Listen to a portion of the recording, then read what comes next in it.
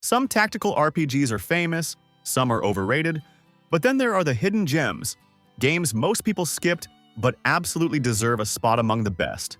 Today, we're diving into 10 underrated tactical RPGs that didn't get the spotlight but hit harder than most AAA titles. No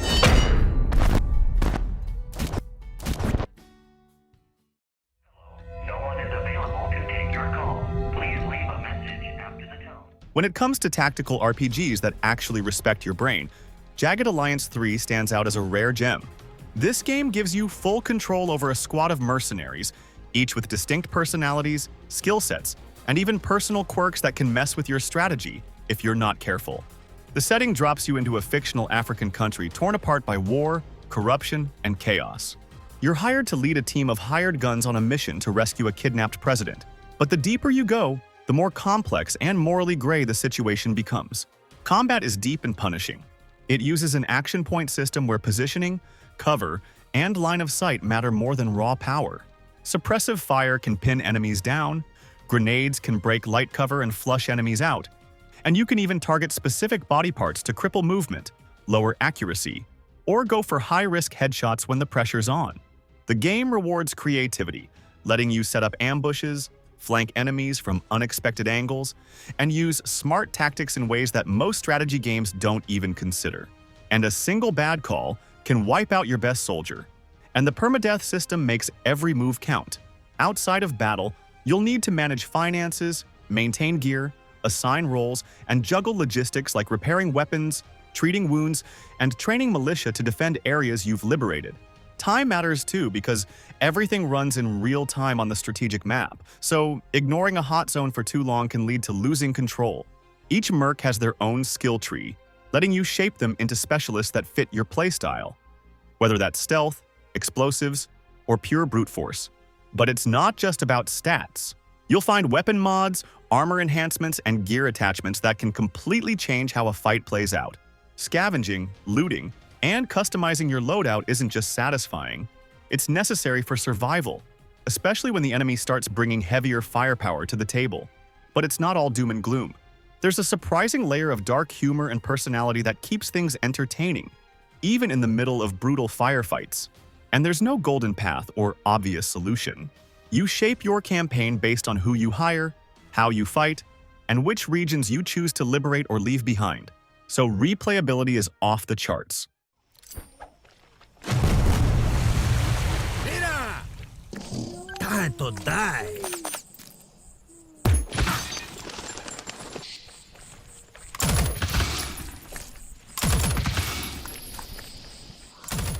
Right on, mate. Look, learning to code can be hard.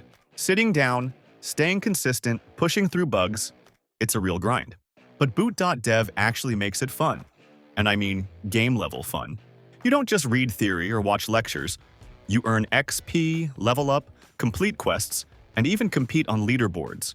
It's literally like turning your coding journey into an RPG. You'll learn Python, SQL, TypeScript, and even Go, all while building real back-end projects that actually prepare you for a dev job. Not just tutorials that go nowhere.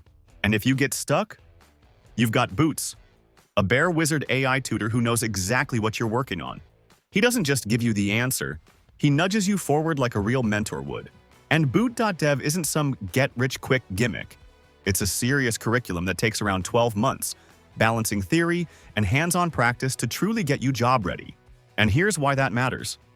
According to Stack Overflow, the median salary for back-end developers in the US in 2024 was over $100,000. And the best part? You can check out every course for free in guest mode, and there's a 30-day refund if it's not for you. So if you've been meaning to finally learn to code and want a system that actually sticks, check out boot.dev using my link in the description and get 25% off your membership. Unicorn Overlord is a full-blown revival of what made the genre unforgettable in the first place.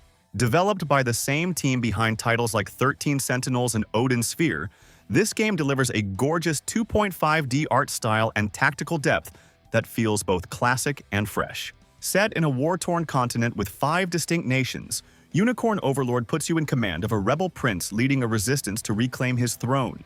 But don't expect turn-based combat on static grids.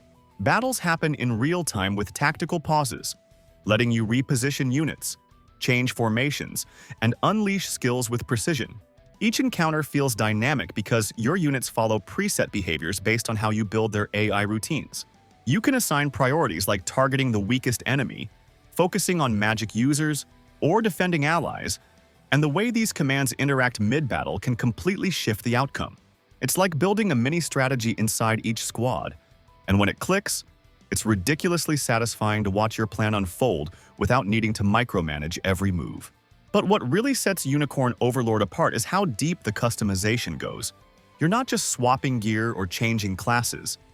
You're tweaking formation grids, balancing frontliners with supports, assigning passive traits, and adjusting skill trigger conditions down to the smallest detail.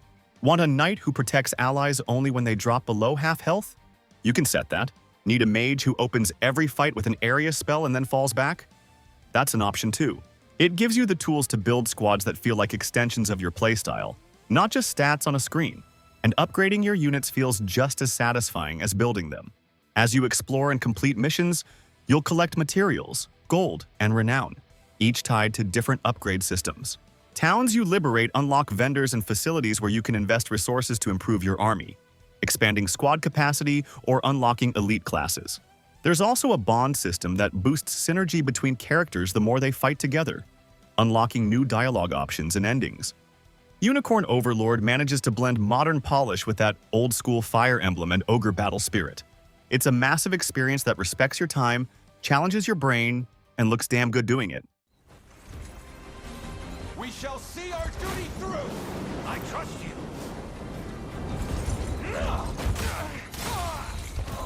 Up, sir! My magic is yours.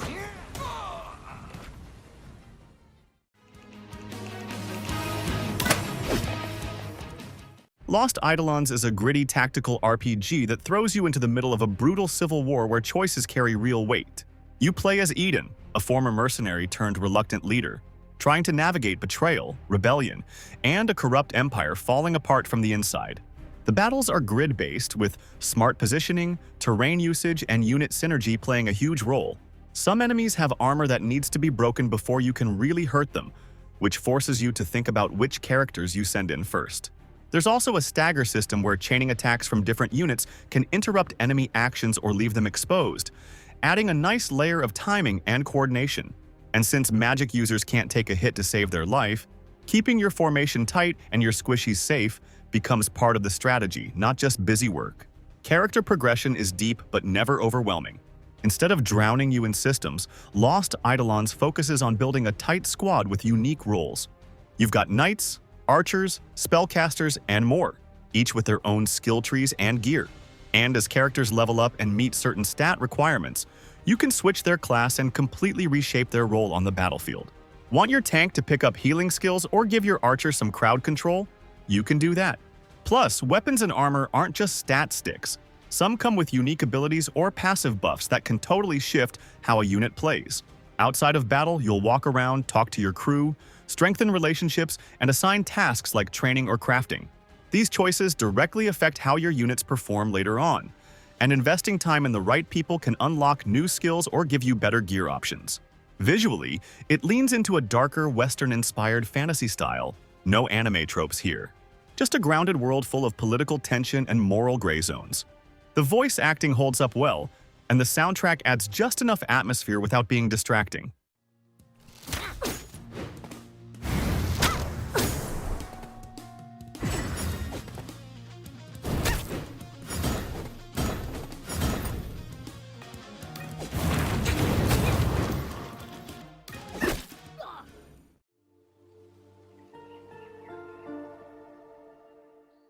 Age of Wonders 4 throws you straight into a world-building sandbox where you're not just a general, you're a godlike ruler shaping the very soul of your people. You pick a race, slap on some wild traits like cannibalistic elves or industrial dwarves, and then craft a society from the ground up. But it's not just about picking bonuses from a list. Every choice feeds into the way your empire grows, interacts, and goes to war.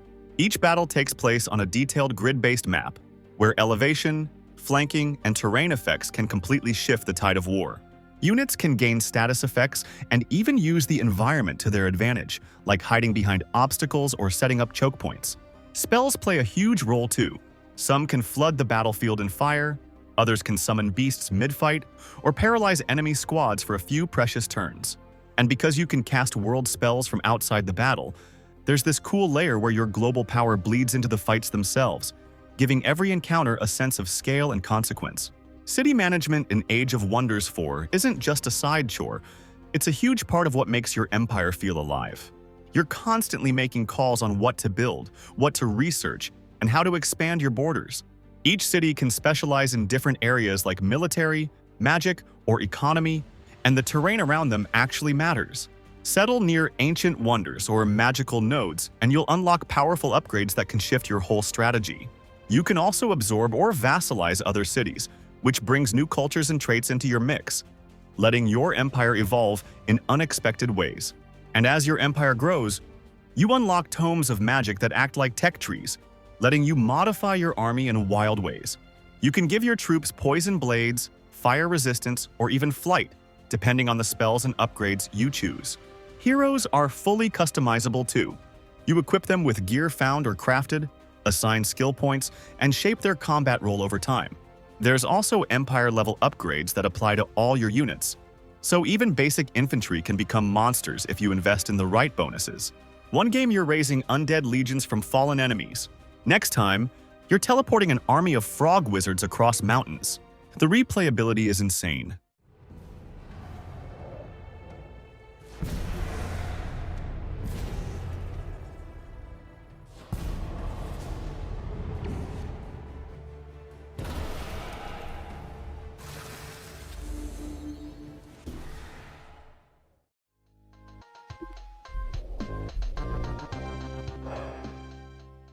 Yu Yu Hakusho Tournament Tactics is one of those rare licensed games that actually delivers something solid.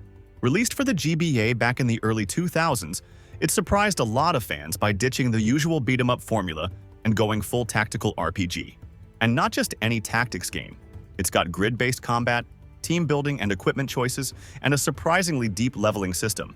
The game covers the Dark Tournament arc, which is probably the most iconic storyline in the anime. You get to build a squad from classic characters, and each one feels different in combat. Some characters are built for crowd control, while others hit like trucks but need backup to stay alive. What's cool is how each skill has its own area of effect, range, and utility, depending on the type of attack you're using. The game splits abilities into physical and spiritual categories, and figuring out which enemies are weak to what can make a huge difference. Physical attacks are usually close range and hit hard, while spiritual ones let you strike from a distance or bypass defenses entirely. The AI can be pretty aggressive, especially in later stages, forcing you to stay on your toes the whole time. They'll target weaker party members, set up flanks, and even bait you into traps if you're not careful. Between fights, you've got a decent amount of team management to mess around with. You can equip new items, level up your squad in training mode, and tweak your lineup based on what kind of enemies you're about to face. Each character has different gear options that can boost specific stats, so it's worth taking the time to optimize before heading into tougher missions. It's not super complex, but it adds just enough depth to keep things feeling fresh between the action. But what really makes it stand out is how it mixes fast-paced tactical battles with a strong anime vibe. The visuals aren't anything mind-blowing, but for a GBA title, they do a great job capturing the look and feel of the show. It's short, yeah, but if you're into tactical RPGs and want something that blends strategy with Yu Yu Hakusho, this game deserves a spot on your list.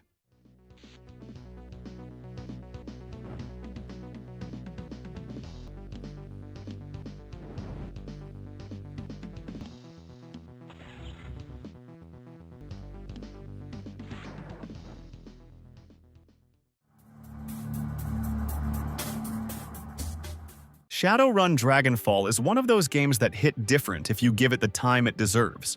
It's set in a dark cyberpunk version of Berlin, where magic and technology collide, and everything feels like it's on the edge of collapse.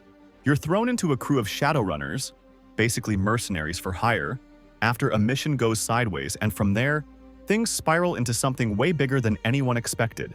Every character in your squad has a backstory that matters, and the writing is sharp enough to make even small choices feel weighty. The world building is layered, mixing gritty sci-fi with deep fantasy lore. And it actually gives you space to explore, talk things through, or go in guns blazing depending on how you want to play. Combat works on a turn-based grid, but it's got a slick rhythm to it. Positioning, cover, hacking, magic, it all clicks together in a way that keeps things tense and tactical without feeling like a chore. Each class brings something different to the table. Deckers can jack into the matrix mid-fight to disable enemy drones or turrets, while shamans can summon spirits straight from the environment if you're standing in the right spot. Guns feel punchy, spells have real impact, and line of sight actually matters. So every fight turns into a little puzzle of positioning, timing, and priorities. But what really makes things click long-term is how deep the upgrade system goes. You're constantly earning karma points, which you can drop into stats like quickness, intelligence, charisma, or willpower, each one unlocking new skills, dialogue options, or combat tricks. Want better aim? More hacking power? Stronger magic? It's all in your hands. Cyberware adds another layer too, letting you swap out body parts for mechanical upgrades that boost performance but come at the cost of your essence, which affects your magic. It's all about trade-offs, and the game never stops giving you meaningful ways to evolve your build. And dialogue isn't just there for flavor. Your choices actually steer the direction of the story and how people react to you. Some missions can be solved with brute force, others through negotiation, stealth, or even walking away entirely. Side missions aren't just filler either. A lot of them dive into the personal lives of your crew or explore parts of Berlin's underworld that tie back into the main plot.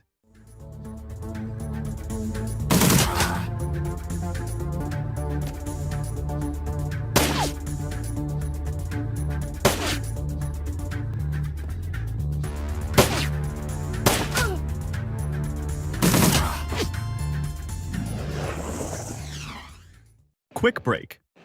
If you're enjoying this, let me know in the comments which tactical RPG deserves a spot in the next part. This is already part 5 of the series, by the way, so I'm dropping the full playlist link in the description and in the card at the end. Leaving a comment really helps with the algorithm and keeps the channel alive with fresh content. Plus, I actually check and reply to every single one. And hey, don't forget to support the channel by subscribing and checking out the sweet deals on our instant gaming link.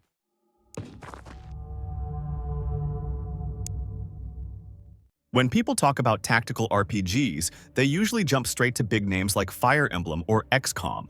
But Hiding in the Shadows is a gem that takes everything you love about the old-school classics and cranks it up to 11. That game is Xenonauts. It's a spiritual successor to the original XCOM from the 90s, and it doesn't hold back. You're managing an entire global defense force during a full-on alien invasion. That means building bases, researching alien tech, intercepting UFOs mid-flight, and making tough decisions with real consequences. You've got to keep an eye on funding from different countries, manage panic levels across the globe, and decide where to place your limited resources. You also need to recruit scientists and engineers, balance your monthly budget, and make sure your workshops and labs are actually producing results. You're constantly unlocking new weapons, armor, and aircraft tech based on whatever alien scraps your team brings back. But upgrades aren't just stronger versions of old gear. They force you to rethink your tactics. Heavier armor means slower movement. Advanced weapons are harder to produce due to the limited alien materials they require. And even vehicles can be outfitted with new tech, turning your squad into a mobile death machine if you plan it right. The missions are brutal, not because the game cheats, but because it respects your intelligence. Each soldier operates on action points, so every step, shot, or peek around a corner has a cost. Line of sight is unforgiving, and if you walk into a blind corner without scouting first, there's a good chance you're losing someone. And since you're always outgunned in the early game, your survival depends on careful planning, positioning, and knowing when to retreat. And the aircraft management is a whole game of its own. You don't just launch jets and hope for the best. You have to equip each one with the right weapons, assign them to cover specific regions, and manually control their movements during UFO interceptions.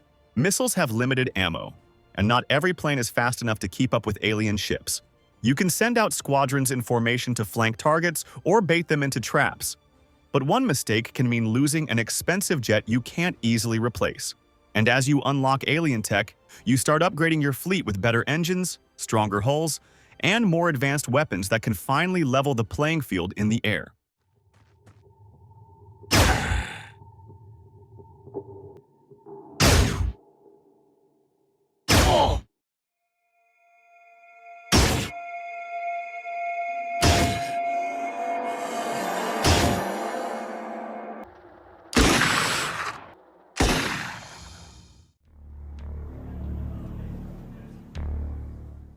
Colony Ship is one of those games that hits different if you're into slow-burn sci-fi and tough tactical decisions. Set entirely on a massive generation ship drifting through space, the game throws you into a future where Earth is just a memory, and survival depends on politics, power, and cold strategy.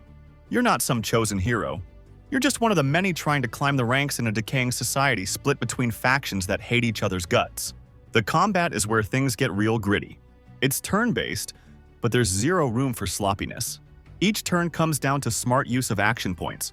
Move, shoot, reload, take cover. Everything costs something. Aimed shots can cripple arms or legs, grenades clear groups fast, and suppressive fire can lock enemies down. Weapons have their own quirks too, and stuff like armor penetration, burst fire, and critical hit zones actually matter. You'll find different variants of weapons with unique stats, some with better accuracy, others with armor penetration or burst modes. And you can improve gadgets like cloaking or distortion fields to fit your build. Armor comes in different styles that naturally support specific builds. Some offer extra protection but reduce mobility or stealth, while lighter gear favors evasion or stealth-focused characters. And you'll also unlock feats and implants that give passive bonuses. Some improve evasion, others boost your hacking or dialogue skills. It all stacks up to create builds that actually feel different, and the game gives you enough freedom to experiment without holding your hand. And what makes things even more intense is that failing a quest or losing a fight doesn't end the game, it just shifts your story. Choices also matter here, but not in that fake RPG way. They change your allies, enemies, and even entire paths through the game. The world building is insane. You'll explore rusted-out corridors, abandoned tech labs, lawless zones run by gangs, and tightly controlled areas ruled by militarized factions. Colony Ship is not for everyone. It's not flashy, it's not easy. But if you're looking for a tactical RPG that forces you to think, adapt, and live with your choices, this one deserves your attention.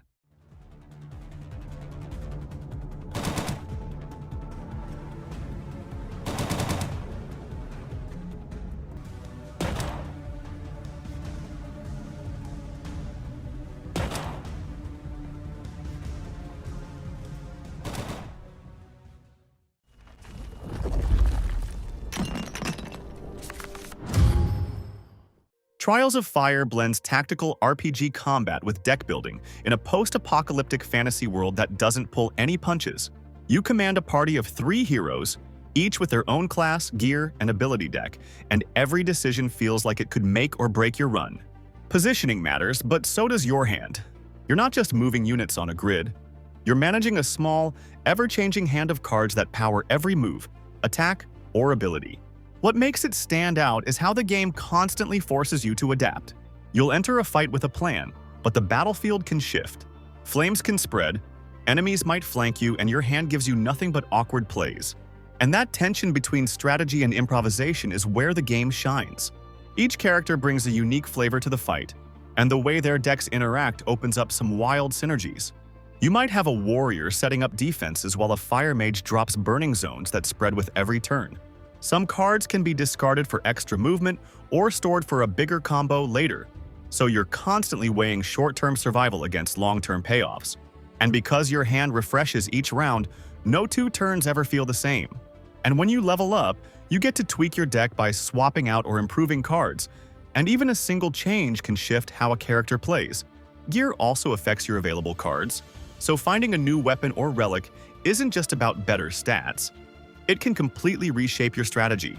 Some builds lean into raw damage, others into support or status effects, and the game gives you enough freedom to experiment without overwhelming you. Outside of combat, there's a roguelike overworld where you travel through broken lands, scavenge for supplies, make story choices, and deal with events that impact your party's health, morale, or deck. Food, injuries, mental strain, everything adds up. You've got to decide when to push forward or when to stop and rest, knowing that every detour costs precious resources. On top of that, each decision on the map can affect your long-term chances.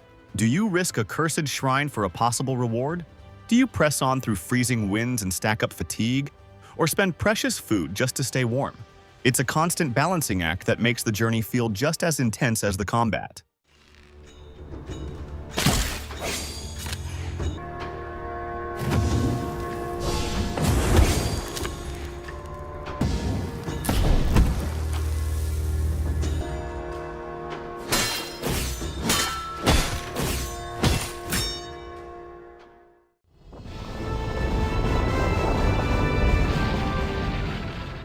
Back when the Sega Saturn was fighting to stay alive, Shining Force 3 quietly dropped with one of the boldest tactical RPG experiences of its generation. Most gamers never got the full picture, though, because only the first of its 3 scenarios was officially released outside Japan. That means unless you went digging through fan translations, you only saw a third of the real story. And speaking of the story, it wasn't some generic good versus evil setup. It threw you into political chaos, betrayal, and war across multiple perspectives. You didn't just play as the hero. You saw the same events through different eyes, from rival nations, former allies, and even manipulated enemies. The combat had way more depth than it looked at first glance. Each class had its own strengths, and characters gained weapon proficiency the more they used certain gear, unlocking stronger moves over time. There were also terrain bonuses, enemy weaknesses, and even support effects when allies were standing nearby. And once a character hit a certain level, you could promote them into advanced classes with better stats, new abilities, and access to exclusive gear. But the real strategy was knowing when to do it. Promote too early and you'd miss out on key stat gains, but wait too long, and you'd be stuck with weaker skills for too many battles. On top of that, rare items could unlock powerful gear or stat-boosting accessories that pushed certain characters way beyond their base potential, making every treasure chest or side objective feel worth chasing. But what made Shining Force 3 so special wasn't just its gameplay, which was already rock solid. It was how everything connected. Choices made in one scenario could ripple into the others, and characters you recruited or saved could show up later, completely changing how battles played out or how certain storylines unfolded. Visually, it pushed the Sega Saturn hard, blending 2D sprites with full 3D environments in a way few RPGs dared to try back then. Shining Force 3 was buried by bad timing and poor localization decisions, but today, with fan patches and emulation, the full trilogy is finally playable from start to finish. It's a tactical RPG masterpiece that deserves a proper revival and a second chance in the spotlight.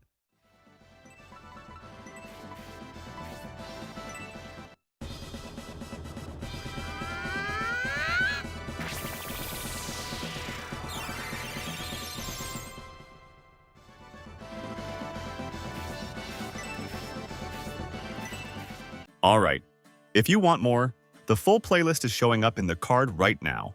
This was actually the 5th video in the series, so there's a lot more tactical goodness waiting for you. And hey, don't forget to help your buddy Sage by subscribing, dropping a comment on each video, and checking out the latest deals on instant gaming. Seriously, every bit of support goes a long way.